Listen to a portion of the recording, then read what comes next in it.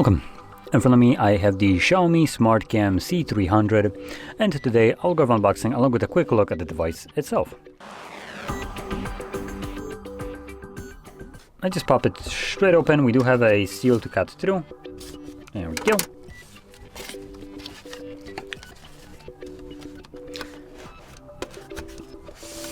Oh, that's nice.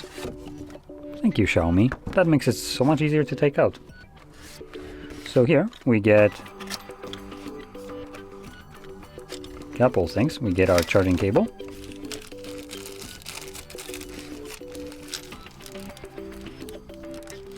Okay, but the packaging here for these is still absolutely atrocious. Cool.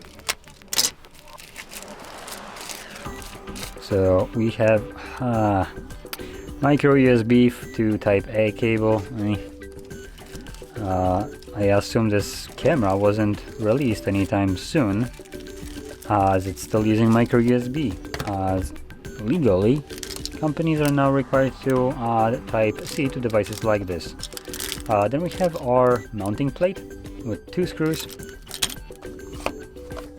Anything else? Nope, that's about it.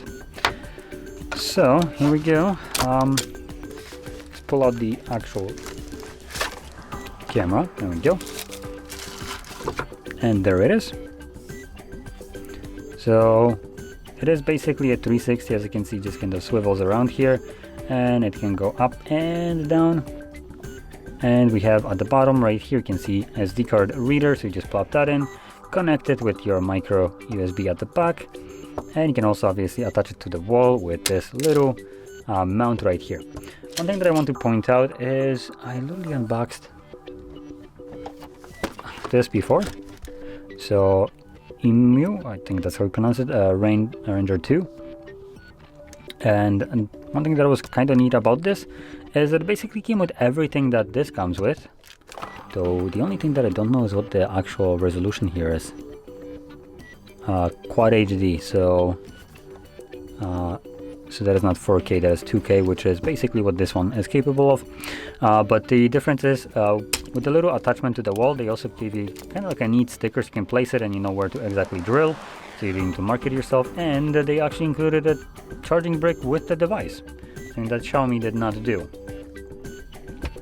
But all in all, this one is advertised that it's a 3 megapixel camera instead of the 4 that I just literally showed with the other one.